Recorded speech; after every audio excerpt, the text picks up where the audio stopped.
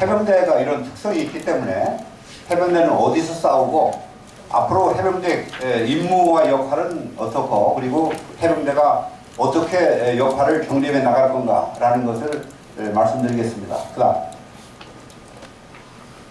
해병대는 지금 뭐 우리가 여러분들이 6.25 전쟁이나 월남 전쟁에도 보더라도 해상이나 공중에서 모든 전쟁을 할 수 있는 특수 목적군으로 되어 있습니다. 일부에서는 해병대가 특수군으로 생각하고 있는데 해병대는 정규군입니다. 정규군으로서 특수 작전을 하는 군대예요. 두 번째는 해병대가 연합 및 합동작전에 가장 능통한 군대다는 겁니다. 세 번째는 이제 도서, 그 다음에 방어, 전략도서, 연안 이런 작전을 할 수 있는 모든 임무를 수행할 수 있는 군대고요. 그 다음에 네 번째는 지상작전을 포함해서 모든 작전을 통틀어서 수행할 수 있는 군대다라고 되어 있습니다. 그 다음에 해병대는 특수한 기능으로 통합 편성된 부대이기 때문에 이런 여러 가지 장비를 이용해서 다목적 군대의 임무를 수행할 수 있다. 그 다음에 마지막으로 지상군의 지원작전을 해서 실적으로 우리가 선점한 부대를 육군에게 인계하고 그 다음 작전을 할 수 있는 그런 부대가 그래서 헬기 돌격, 해상 돌격 해서 전장으로 보면 해군과도 그리고 육군과도 중첩되는 그런 전장 형태를 가지고 있는 특성이 있습니다. 그 다음 이제 전장 개념에서 보더라도 우리가 실질적으로 보면 해상 전장으로 해서 해안으로부터 15km까지 나가서 전쟁을 할 수 있고 내륙으로 보면 내륙에서부터 60km까지 전진을 해서 그 다음에 행정부대나 육군에게 인계를 하고 다른 작전에 투입이 되거나 해안으로부터 100km까지의 해상작전을 수행할 수 있기 때문에 아주 융통성 있는 그런 군종이라고 볼 수 있습니다. 그 다음 해병대가 앞으로 수행하는 기능은 상륙작전을 주로 하는 부대고 해군은 해상작전을 하는 부대라는 것을 여러분들이 알아두시고 그 다음에 이제 저희들이 특성 있게 할 수 있는 것은 지상작전 시에서의 어떤 해상 급속 도하작전 그 다음 두 번째는 연안에서의 작전 그 다음에는 전쟁 이외에서의 군사작전 요새 이것들이 이제 평화시에 많이 쓰이는 군대라고 볼 수 있습니다. 평화작전 그 다음 그래서 앞으로 이제 미래 역할에서 보면은 해병대는 상륙작전을 실시해서 전쟁기지를 확보하고 그 지역을 지속적으로 확보하면서 그러나 육군이나 기타 부대에게 임무를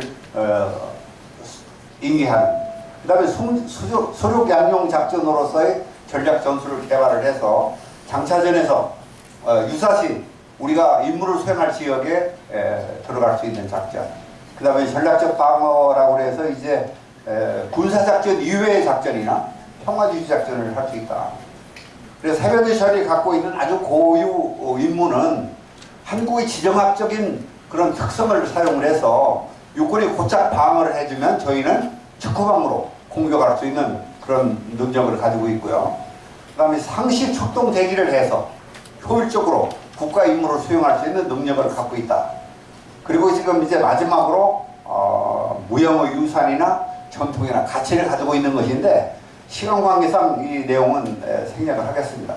그다음에 가치에 대해서만 한번 간단히 보겠습니다. 그 다음 해병대의 가치는 저희가 지금 병력상에서 보면은 약 4.2%의 병력을 가지고 있고 예산은 3% 수준을 유지하고 있습니다. 그래서 실적으로 아까 해병대가 전설의 최전방에 싸우기 때문에 병력과 장비에 대해서 예산에 대해서 많이 요구되는 군종이라고 볼 수 있습니다.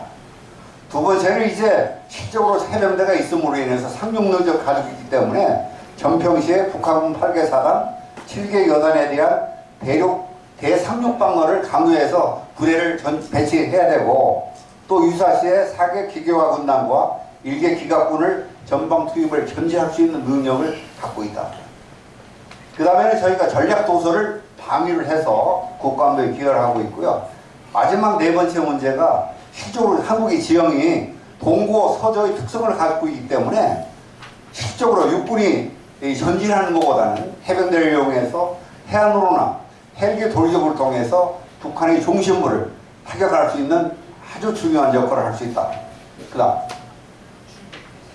지금 이런 임무를 수행하기 위해서 한국해병대는 한국형 공직기동부대를 만들고 있습니다. 1973년도에 해병대가 없어질 때 이미 한국해병대는 73년 이전에 항공기를 보유한 군종이었었는데 지금까지 항공기를 보유하고 있지는 않습니다. 그리고 2016년부터 이제 개발 계획에 착수해서 2018년도에 한국해병대가 기동 헬기와 공격 헬기를 가게 되는데 강도에 따라서 저강도, 중강도, 고강도에 따라서 해병대 기동군, 기동여단, 기동부대를 편성해서 운영할 예정입니다. 그 다음에 지금 해군과 해병대 팀을 운영을 해서 한반도에서 유사시에 여러 가지 신속 대응 부대를 운영하고 있는 것들이 최근에 한국 해병대의 중요한 임무라고 볼 수 있습니다. 군사적으로 보면 북한의 잠재적 위협에 대비해서 연안 해안 도서에 대한 이유 관리 이런 것들이 이제 과거 역사적으로 보면 통영 상륙작전에 있는 상륙작전에 해당되는 것이고 비군사적으로 보면 뭐 태풍 복구, 태안의 복구, 그다음에 코브라 골드 훈련, 필리핀 태풍 복구 이런 것들을 위해서 한국 해병대가 활동을 하고 있고요. 최근에 이제 새로운 임무로 신속 대응 부대 임무를 하고 있습니다. 그래서 사전 전개 지역을 선정을 해서 병력 위주로 신속 대응하는 것인데 내륙에는 특전사가 임무를 수행하고 해안의 도서는 해병대가 하고 있고요. 이번에 이제 여러분들이 신문 추장에서 봤던 듯이 스파르탄이라고 해서 3,000명 규모로 육해공군 해병대가 합동부대를 편성을 해서 즉각적으로 출동부대 역할을 하고 있습니다. 그래서 고정무기 항공기는 공군작전사령부에서 받고 헬리콥터는 육군 항작사에 받아서 한국의 어느 임무나 철도, 항공, 그 다음에 해안 여기에서 육해공군 해병대가 동시에 한국에서 일어나는 모든 지역에서 출동해서 전투를 수행할 임무를 가지고 있습니다. 그 다음 이제 앞으로는 그러면 한국 해병대가 앞으로도 통일 이후에도 이러한 임무를 수행하게 되는데 통일 이후에도 상륙전력이 왜 존재해야 되느냐라고 하는 것은 반도적 특성, 그 다음에 이제 전장이나 한국의 국력이나 경제력이 확장되어서 그 임무를 수행하기 위한 활동 영역이 점점 넓어지고 있다. 그 다음에 자주 국방력이 확대됨에 따라서 그 조종자로서 해병대 역할이 존재하고 있다. 그 다음에는 이제 자유민주 시장경제 체제에서 최고적 안전망으로 한국전쟁이나 월남전쟁에서 한국 해병대가 수행했던 임무를 앞으로도 그대로 수행할 것이다 라는 것입니다. 그 다음에 통일 이후에는 저강도 분쟁이라고 하는 낮은 차원에서 신뢰성을 가지고 신속 대처할 수 있는 부대로서 임무를 수행해야 된다라고 할 수 있고요. 앞으로 이제 저희들이 국력이 높아지고 경제적으로 군사적으로 세계 10대 강국의 임무를 수행하자면 평화 유지 작전이나 재난구 국제 분쟁에서의 역할이 점점 늘어날 것이다 라고 하는 것입니다. 그래서 앞으로 해병대의 역할은 전략군으로 그리고 고속기동군으로 다목적 신속군으로의 역할을 수행하게 된다. 그 다음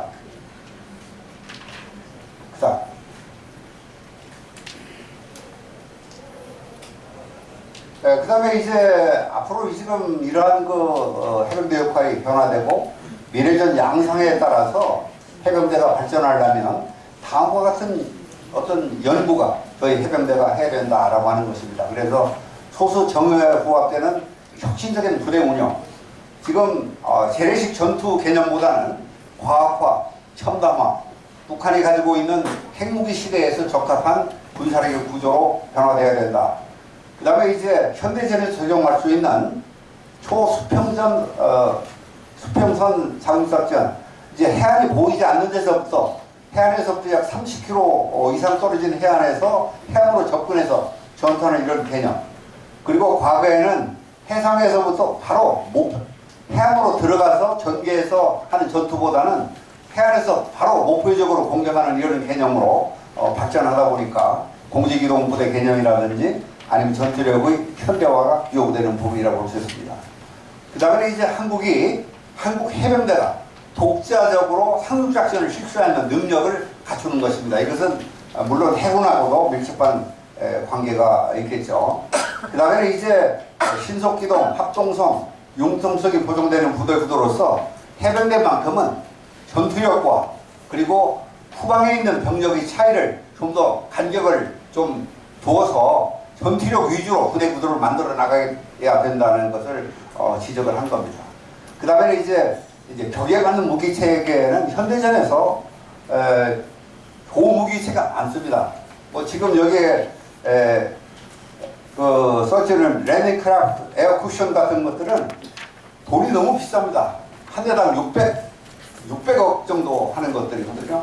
근데 그런 무기 체계는 지금 우리가 가지려면 너무 해병대가 아까 우리 이상문 장관님께서 말씀드렸지만 전력 투자비가 한국 해병대가 조금 이따 나오겠지만 한국 해병대가 1년에 쓸 수 있는 예산이 1억이 1조가 채 안 됩니다.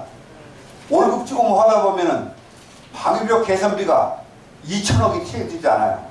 저는 LAAC 같은 것을 4대 사면 돈이 하나도 없어. 그러니 뭐 어떻게 현대전에서 부응하기 어렵죠. 그 다음에 이제 해병대식 교육훈련을 통해서 현대전에 부응할 수 있는 능력을 갖춰야 되겠다. 그 다음 지금 이게 해군과 해병대가 2020년까지 공개적으로 발표된 자료에 의하면 해병대가 지금 돈이 전력 투자비 방위력 개선비가 2천억도 안 되기 때문에 실질적으로 상륙 공격 헬기를 앞으로 저희들이 36대를 가져야 되는데 한 대 사는데 187억입니다. 차기 상륙 돌격차 189억이에요. 그러다 뭐 이런 것들을 많이 구입할 수가 없는 이런 난점을 가지고 있다는 것을 제가 토표로 한번 보여드린 것입니다. 그 다음 2010년도 국방 예산이 실질적으로 인터넷에 보면은 40조로 되어 있는데 육군, 해군, 공군, 해병대가 2.9%밖에 안 됩니다. 이게 1조 수준입니다. 1조. 그래서 해병대가 방위력 개선비라고 하는 것을 장관님께서 말씀하신 12조가 지금 육해공군 해병대가 합쳐서 12조인데 그 중에서 해병대는 2천억 수준이니 유사시에 적도서 방위, 기타 장비 유지하기가 굉장히 어렵다.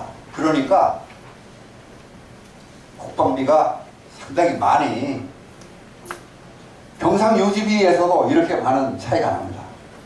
그 다음 그래서 앞으로 해병대가 당면과제로는 해병대 해군도 마찬가지입니다. 병력의 문제가 해군과 해병대는 굉장히 심한 겁니다. 병력의 문제를 해결하는 것도 예산 못지않게 중요하다. 두 번째는 이제 전략 기동구도로 현대에 맞는 교육훈련을 좀 해야 된다. 그 다음에 해병대가 가지고 있는 연합 및 합동 능력이 대부분 부대이기 때문에 해외 파병에 항상 동참해서 국가 이익을 하는데 동참을 해야 되고 기동성을 제고하는 이런 휴전단 무기가 있어야 된다. 이거는 에어쿠션, 이런 에어크래프트라고 호버크래프트라는 거고 그다음 AAV는 4세대 아주 이제는 저희가 해병대가 가지고 있는 상륙 동결 장갑차 문제도 좀 최신형으로 좀 바꿔야 되고 이런 융통성 있는 그런 군대로 발전해야 되겠다. 그다음 그래서 이제 앞으로 해병대는 연합 및 합동작전에서 가장 균형자적 역할을 할 수 있는 군대로 거듭나야 되고 그리고 다목적 다기능 부대의 중점적으로 약상해다. 실질적으로 보면 한 군종이 한 군사력이 여러 가지를 다 할 수 있다라고 하는 것은 장점이 될 수 있지만 또 훈련을 잘못하면 가장 쓸모없는 군대가 되기 때문에 병력과 예산이 확충되는 훌륭한 군대로 거듭나기 위해서는 예산이 필요하다는 말도 되겠습니다. 그 다음에 국내협력과 억제수단의 최적인 부대다. 해병대가 항상 선봉부대로서 역할을 하는 그런 부대다. 그 다음에 해병대는 앞으로 정신전력과 국가와 민족을 위해서 취약점서는 군대로 그리고 유용전력 부대로서 전투력을 갖고 있는 그런 부대로서 거듭나서 국가안보에서 최일선에서 열심히 일하겠습니다.